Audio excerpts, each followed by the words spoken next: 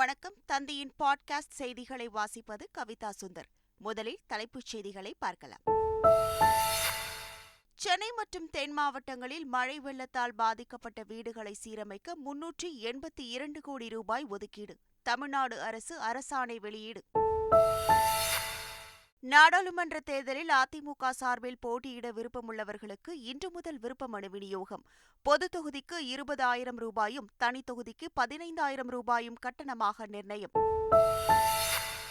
தமிழ் மண்ணுக்கும் பாஜகவுக்கும் எந்த சம்பந்தமும் கிடையாது என தமிழக காங்கிரஸ் தலைவர் செல்வ பெருந்தகை கருத்து. பாமக நாம் தமிழர் கட்சியை விடவும் குறைந்த வாக்கு வங்கி வைத்திருப்பதாகவும் விமர்சனம். தன்னை பற்றிய அவதூறு பேச்சுகளுக்கு நடிகை த்ரிஷா கண்டனம். சட்டப்பூர்வ நடவடிக்கை எடுக்கப்படும் என சமூக வலைதள பக்கத்தில் எச்சரிக்கை. பஞ்சாப் மாநிலம் சண்டிகர் மேயர் தேர்தலில் பாஜக வேட்பாளர் வெற்றி பெற்றதை ரத்து செய்து உச்சநீதிமன்றம் அதிரடி உத்தரவு. ஆம் ஆத்மி கட்சியின் மேயர் வேட்பாளர் வெற்றி பெற்றதாக அறிவிப்பு. கேரளாவில் சுட்டெரிக்கும் வெயிலை கருத்தில் கொண்டு பள்ளிகளில் அமலுக்கு வருகிறது வாட்டர் பெல். குழந்தைகள் போதிய அளவு தண்ணீர் குடிப்பதை ஆசிரியர்கள் உறுதி செய்ய உத்தரவு. இனி விரிவான செய்திகள். சென்னை, புறநகர் மற்றும் தென் மாவட்டங்களில் வெள்ளத்தால் பாதிக்கப்பட்ட வீடுகளை பழுது பார்க்கவும் புதிதாக வீடு கட்டவும் 382 கோடி ரூபாயை ஒதுக்கீடு செய்து தமிழ்நாடு அரசு அரசாணை வெளியிட்டுள்ளது. வெள்ளத்தால் பாதிக்கப்பட்ட பகுதிகளில் 4,577 புதிய வீடுகள் கட்டுவதற்கு 199 கோடி ரூபாய், 9,975 வீடுகளை பழுது பார்ப்பதற்கு 182 கோடி ரூபாய் என மொத்தம் 382 கோடி ரூபாய் ஒதுக்கீடு செய்து தமிழ்நாடு அரசு அரசாணை வெளியிட்டுள்ளது. சென்னை காவல்துறை சார்பில் முதன்முறையாக நடத்தப்படும் குதிரையேற்ற போட்டியை பார்வையிட்டார் அமைச்சர் உதயநிதி ஸ்டாலின். குதிரையேற்ற பயிற்சி பள்ளியை தொடங்கி வைத்தார். இந்த போட்டிகள் வரும் 22ஆம் தேதி வரை நடத்தப்பட உள்ளது. இதில் 8 அணிகள் பங்கேற்க 46 குதிரைகளும் 70 வீரர்களும் கலந்து கொள்கின்றனர். இந்த நிகழ்ச்சியில் தமிழக காவல்துறை டிஜிபி சங்கர் ஜிவால், சென்னை காவல் ஆணையர் சந்தீப் ராய் ரத்தோர் உட்பட பல அதிகாரிகள் கலந்து கொண்டனர். முதுகலை பொறியியல் படிப்புகளில் சேர்வதற்கான பொது நுழைவுத் தேர்வுக்கான ஹால் டிக்கெட் இன்று வெளியிடப்படும் என அண்ணா பல்கலைக்கழகம் தெரிவித்துள்ளது. MCA, MBA, ME, MTech உள்ளிட்ட முதுகலை பொறியியல் படிப்புகளில் சேர்வதற்கு வரும் மார்ச் 9 மற்றும் 10ஆம் தேதிகளில் பொது நுழைவுத் தேர்வு நடத்தப்படுகிறது. இந்த தேர்வுகளுக்கான ஹால் டிக்கெட் இன்று வெளியிடப்படும் என்றும் மாணவர்கள் ஹால் டிக்கெட் இணையதளத்திலிருந்து பதிவிறக்கம் செய்து கொள்ளலாம் என்றும் அண்ணா பல்கலைக்கழகம் தெரிவித்துள்ளது. உளமாக்கல் மற்றும் பணியாளர்கள் நல வாரியத்தில் அலுவல் மற்றும் அலுவல் சாரா உறுப்பினர்களை நியமித்து தமிழ்நாடு அரசு அரசாணை வெளியிட்டுள்ளது.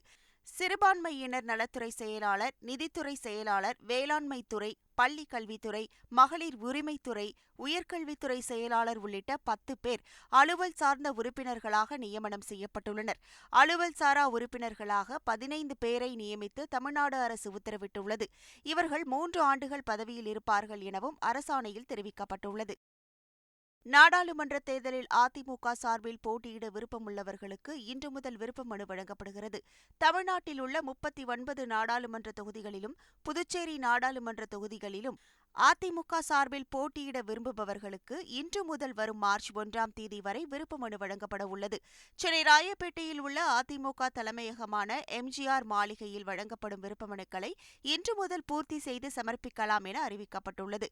விருப்ப மனு கட்டணமாக பொது தொகுதிக்கு 20,000 ரூபாயும் தனி தொகுதிக்கு 15,000 ரூபாயும் நிர்ணயிக்கப்பட்டுள்ளது குறிப்பிடத்தக்கது. தேர்தல் ஆணையம் சுதந்திரமாக செயல்பட வேண்டும் என விசிக தலைவர் திருமாவளவன் வலியுறுத்தியுள்ளார். நாடாளுமன்ற தேர்தலில் விசிகவிற்கு பானை சின்னம் ஒதுக்க கோரி தலைமை தேர்தல் ஆணையத்தில் திருமாவளவன் மனு அளித்தார். மின்னணு வாக்குப்பதிவு இயந்திரம் தொடர்பான புகாரையும் தேர்தல் ஆணையத்தில் அவர் வழங்கினார். இதன் பின்னர் செய்தியாளர்களுக்கு பேட்டியளித்த அவர், தென்னிந்திய மாநிலங்களில் விடுதலை சிறுத்தைகள் கட்சி சார்பிலேயே வேட்பாளர்களை நிறுத்த உள்ளதாகவும் தேர்தல் ஆணையத்தில் ஆளுங்கட்சியின் தலையீடு இருப்பதாக சந்தேகிப்பதாகவும் தெரிவித்தார். மக்கள் நீதி மய்யத்தின் நாடாளுமன்ற கூட்டணி குறித்த அறிவிப்பை கமல்ஹாசன் இன்று வெளியிடுவார் என எதிர்பார்க்கப்படுகிறது. மக்கள் நீதி மய்யம் கட்சியின் 7ஆம் ஆண்டு துவக்க விழா இன்று நடைபெறுகிறது. இதனையொட்டி அந்த கட்சியின் தலைவர் கமல்ஹாசன் ஆழ்வார்பேட்டையில் உள்ள கட்சியின் தலைமை அலுவலகத்தில் கட்சிக் கொடியை ஏற்றுகிறார். இந்த சூழலில் மக்கள் நீதி மய்யத்தின் நாடாளுமன்ற கூட்டணி குறித்த அறிவிப்பை அவர் இன்று வெளியிடுவார் என எதிர்பார்க்கப்படுகிறது. தமிழ் மண்ணுக்கும் பாஜகவுக்கும் எந்த சம்பந்தமும் கிடையாது என்று தமிழக காங்கிரஸ் தலைவர் செல்வ பெருந்தகை கூறியுள்ளார். பாமக விட கம்மியாக தான் வாங்கினாங்க. இவன் சீமானோட கம்மியாக வாங்கினாங்க. எப்படி 3வது இடம் இருக்கு? ஏன் 6% வாக்குகள் சீமா வச்சிருக்காரு, பாஜக 3% வச்சிருக்கு. எப்படி 3வது இடம் வரும்? எப்படி என்ன கணக்கு சொல்றீங்க? நீங்க வெப்சைட்ல போயிட்டு பாருங்க. தமிழ்நாட்டு மண்ணுக்கும் பாஜகவுக்கும் எந்த சபதமே கிடையாது. மோசடி வழக்கில் கைது செய்யப்பட்ட பாஜக நிர்வாகியும் நடிகையுமான ஜெயலட்சுமியை மார்ச் 5ஆம் தேதி வரை நீதிமன்ற காவலில் அடைக்க எழும்பூர் மாஜிஸ்ட்ரேட் நீதிமன்றம் உத்தரவிட்டுள்ளது. பிரபல பாடலாசிரியர் ஸ்நேகன் கொடுத்த மோசடி வழக்கில் நீதிமன்றம் உத்தரவு பிறப்பித்துள்ள நிலையில் சென்னை புழல் சிறையில் ஜெயலட்சுமி அடைக்கப்பட்டுள்ளார். ஸ்நேகனின் ஸ்நேகம் அறக்கட்டளை பெயரை பயன்படுத்தி பண மோசடியில் ஈடுபட்டதாக அவர் கொடுத்த புகாரில் ஜெயலட்சுமி கைது செய்யப்பட்டிருப்பது குறிப்பிடத்தக்கது. பாடலாசிரியர் ஸ்நேகன் தொடுத்த மோசடி வழக்கில் பாஜக நிர்வாகியும் நடிகையுமான ஜெயலட்சுமி கைது செய்யப்பட்டது குறித்து ஸ்நேகன் அளித்த பேட்டியை தற்போது பார்க்கலாம். என்னுடைய பெயரில் வங்கி கணக்கு தொடங்கி வசூல் பண்ணுறாங்க ஒரு சில நபர்கள், அது யாருன்னு பாருங்கன்னு சொல்லி எங்களுக்கு தகவல் வந்ததன் அடிப்படையில் வலைத்தளங்களை போய் பார்க்கும்போது என்னுடைய பேரில் ஒரு வங்கி கணக்கு நம்பர் கொடுத்து ஒரு முகவரி கொடுத்து இருந்துச்சு. சம்மந்தப்பட்டவர்கள் அவர்களை தேடி போக்கும்போது தான் மேடம் ஜெயலட்சுமியோடைய அவங்களுடைய முகவரி அப்படின்னு சொன்னாங்க. ஒரே ஃபீல்டில் இருக்கோம், அதனால் இது ஒரு பெருசாக பண்ண வேண்டாம்னு உட்காந்து பேசிக்கலாம்னு நாங்கள் 2 முறை அவங்கள்ட்ட அட்வொகேட் மூலியமாகவும் சரி, அது கமிஷனர் ஆஃபீஸ் மூலியமாகவும் போகும்போது அவங்க எதுக்குமே உடன்படலை. எனக்கு தான் சொந்தம் அப்படிங்கிறது மாதிரி பேசினாங்க. அது மட்டும் இல்லாமல் இந்த ஒரு விஷயத்தை அவங்க அரசியலாக்க முயற்சி பண்ணாங்க. பிரபல நடிகைகள் குறித்து அவதூறு பரப்பிய புகாரில் முன்னாள் அதிமுக நிர்வாகி ஏ.வி. ராஜு மீது நடவடிக்கை எடுக்க வேண்டும் என இயக்குநர் சேரன் வலியுறுத்தினார். அண்மையில் தனியார் தொலைக்காட்சிக்கு பேட்டியளித்த ஏ.வி. ராஜு, கூவத்தூர் சொகுசு விடுதியில் அதிமுக எம்எல்ஏக்கள் தங்கியிருந்தபோது முன்னணி கதாநாயகிகள் அழைத்து வரப்பட்டதாக பேசியது சர்ச்சையாகியுள்ளது. இதற்கு கண்டனம் தெரிவித்துள்ள இயக்குநர் சேரன், எந்த ஆதாரமும் இன்றி பொதுவெளியில் திரைத்துறையினர் பற்றி அவதூறாக பேசுவதா என கேள்வி எழுப்பினார். தன்னை பற்றிய அவதூறு பேச்சுகளுக்கு நடிகை த்ரிஷா கண்டனம் தெரிவித்துள்ளார். இது தொடர்பாக எக்ஸ் தளத்தில் பதிவிட்டுள்ள த்ரிஷா, கவனத்தை ஈர்ப்பதற்காக சிலர் கீழ்த்தரமாக பேசி வருகின்றனர் என்றும், இதுபோன்ற அவதூறு பேச்சுகளை மீண்டும் மீண்டும் கேட்பது அருவருப்பாக உள்ளது என்றும் குறிப்பிட்டுள்ளார். அவதூறு பரப்புபவர்கள் மீது சட்டப்படி கடும் நடவடிக்கை எடுக்கப்படும் என்றும் த்ரிஷா எச்சரித்துள்ளார். இலங்கை கடற்படையால் கைது செய்யப்படும் படகோட்டிகளுக்கு 6 மாத சிறை தண்டனை விதிக்கப்படும் என்ற ஊர்காவல் நீதிமன்ற உத்தரவிற்கு எதிராகவும் அந்த நாட்டு சிறையில் உள்ள மீனவர்களை விடுவிக்க கோரியும் ராமநாதபுரம் மீனவர்கள் மாவட்ட ஆட்சியர் அலுவலகம் நோக்கி பேரணியாக சென்றனர். ராமேஸ்வரம் மீன்பிடி அனுமதி சீட்டு வழங்கும் அலுவலகத்திலிருந்து 700க்கும் மேற்பட்ட மீனவர்கள் தங்களுடைய கைகளில் பதாகைகளை ஏந்தி பேரணியாக சுமார் 12 கிலோமீட்டர் நடந்தே சென்றனர். பாபி சிம்ஹா நடிக்கும் புதிய படத்தின் ட்ரெய்லர் வெளியீட்டு விழா சென்னை வடபழனியில் நடைபெற்றது. நடிகர் பாபி சிம்ஹா, வேதிகா ஆகியோர் நடிப்பில் உருவாகியுள்ள புதிய திரைப்படம் ராஜாக்கார். இந்த படத்தின் ட்ரெய்லர் வெளியீட்டு விழா சென்னை வடபழனியில் உள்ள பிரபல ஹோட்டலில் நடைபெற்றது. விழாவில் சிறப்பு விருந்தினர்களாக எஸ்.ஜே. சூர்யா, அருண் ராஜா காமராஜ், பி.எஸ். மித்ரன் உள்ளிட்டோர் பங்கேற்றனர். மக்களவைத் தேர்தலுக்காக உத்தரப்பிரதேசத்தில் அகிலேஷ் யாதவின் சமாஜ்வாதி கட்சி 3வது வேட்பாளர் பட்டியலை வெளியிட்டுள்ளது. அதில் பிரதமர் மோடியின் வாரணாசி தொகுதிக்கான வேட்பாளரும் அறிவிக்கப்பட்டுள்ளார். ஏற்கனவே 2 வேட்பாளர் பட்டியலை வெளியிட்டுள்ள சமாஜ்வாதி கட்சி 3வதாக 5 தொகுதிகளுக்கான வேட்பாளர் பட்டியலை வெளியிட்டுள்ளது. வாரணாசி, கைரானா, படாயூன், பரேலி மற்றும் ஹமீர்பூர் ஆகிய தொகுதிகளுக்கு வேட்பாளர் அறிவிக்கப்பட்டுள்ளனர். இந்திய கிரிக்கெட் வீரர் விராட் கோலி, பாலிவுட் நடிகை அனுஷ்கா சர்மா தம்பதிக்கு ஆண் குழந்தை பிறந்துள்ளது. இங்கிலாந்துக்கு எதிரான டெஸ்ட் தொடரில் விராட் கோலி பங்கேற்காத நிலையில் தங்களுக்கு கடந்த 15ஆம் தேதி ஆண் குழந்தை பிறந்ததாகவும் குழந்தைக்கு அஹா என பெயர் சூட்டியிருப்பதாகவும் இன்ஸ்டாகிராமில் விராட் கோலி தெரிவித்துள்ளார். ஏற்கனவே கோலி, அனுஷ்கா சர்மா தம்பதிக்கு வாமிகா என்ற பெண் குழந்தை இருக்கும் நிலையில் தற்போது ஆண் குழந்தை பிறந்துள்ளது குறிப்பிடத்தக்கது. பஞ்சாப், ஹரியானா எல்லையில் காவல்துறையினர் வைத்துள்ள தடுப்புகளை தகர்ப்பதற்காக பொக்லைன் இயந்திரங்களுடன் விவசாயிகள் தயாராகி வருகின்றனர். மத்திய அரசை கண்டித்து போராட்டத்தில் ஈடுபட்டுள்ள விவசாயிகள் பஞ்சாப், ஹரியானா எல்லைப் பகுதியான ஷம்பு எல்லையிலிருந்து புதன்கிழமை டெல்லிக்கு பேரணியாக செல்ல திட்டமிட்டுள்ளனர். அவர்களை தடுத்து நிறுத்துவதற்காக பல்வேறு மாநிலங்களில் எல்லைப் பகுதிகளில் இரும்பு தடுப்புகள் மற்றும் கான்கிரீட் தடுப்புகளை போலீசார் வைத்து அரண் அமைத்துள்ளனர். அந்த தடுப்புகளை தகர்ப்பதற்காக பொக்லைன் இயந்திரங்களை வரவழைக்க விவசாயிகள் ஏற்பாடு செய்துள்ளனர். கர்நாடகாவின் பெயர் பலகைகளில் 60% கன்னட மொழி கட்டாயம் என்ற மசோதாவை கர்நாடக சட்டமன்றம் இயற்றியுள்ளது.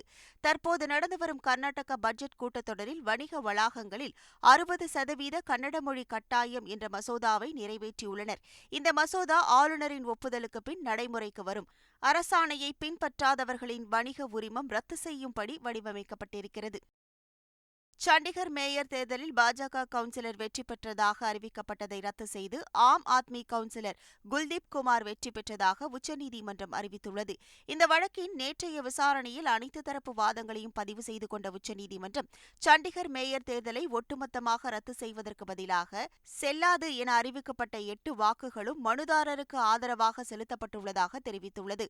ஆம் ஆத்மி கட்சியின் மேயர் வேட்பாளர் வெற்றி பெற்றவராக அறிவிக்கப்படுகிறார் என்றும் பாஜக வேட்பாளர் வெற்றி பெற்றதாக அறிவிக்கப்பட்டதை ரத்து செய்யப்படுகிறது என்றும் அறிவித்துள்ளது.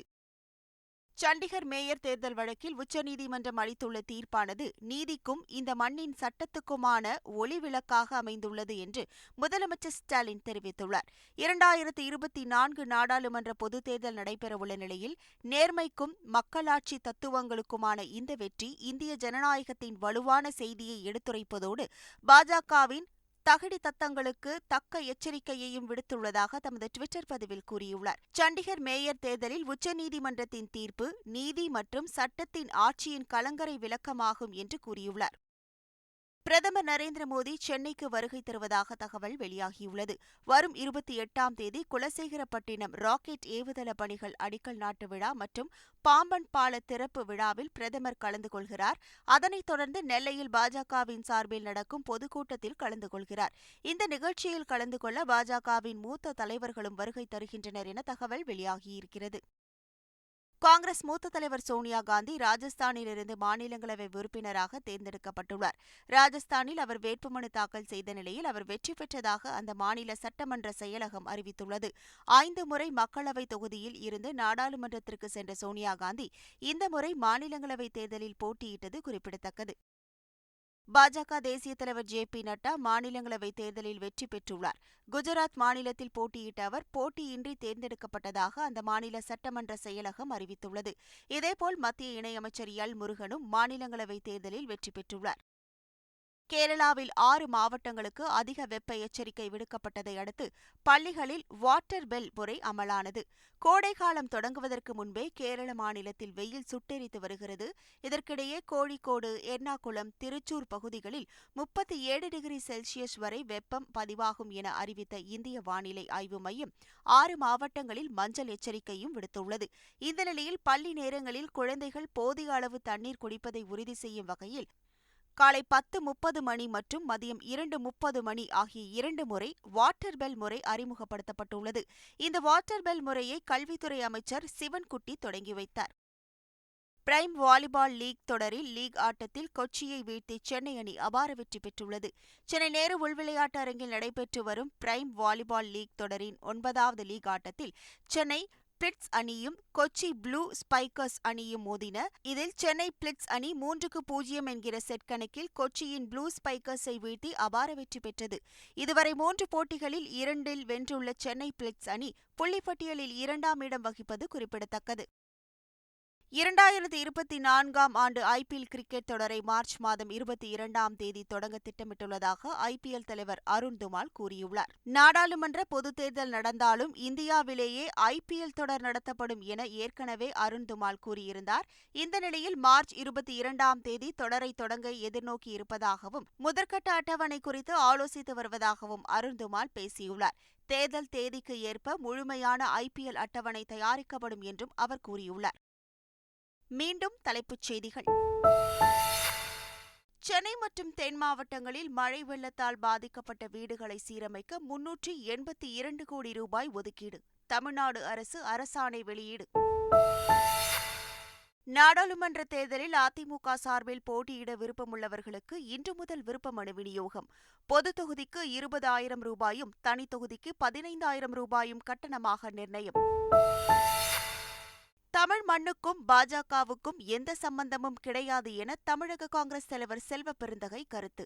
பாமக நாம் தமிழர் கட்சியை விடவும் குறைந்த வாக்கு வங்கி வைத்திருப்பதாகவும் விமர்சனம். தன்னை பற்றிய அவதூறு பேச்சுகளுக்கு நடிகை த்ரிஷா கண்டனம். சட்டப்பூர்வ நடவடிக்கை எடுக்கப்படும் என சமூக வலைதள பக்கத்தில் எச்சரிக்கை. பஞ்சாப் மாநிலம் சண்டிகர் மேயர் தேர்தலில் பாஜக வேட்பாளர் வெற்றி பெற்றதை ரத்து செய்து உச்சநீதிமன்றம் அதிரடி உத்தரவு. ஆம் ஆத்மி கட்சியின் மேயர் வேட்பாளர் வெற்றி பெற்றதாக அறிவிப்பு. கேரளாவில் சுட்டெரிக்கும் வெயிலை கருத்தில் கொண்டு பள்ளிகளில் அமலுக்கு வருகிறது வாட்டர் பெல். குழந்தைகள் போதிய அளவு தண்ணீர் குடிப்பதை ஆசிரியர்கள் உறுதி செய்ய உத்தரவு. இத்துடன் செய்திகள் நிறைவடைகின்றன. வணக்கம்.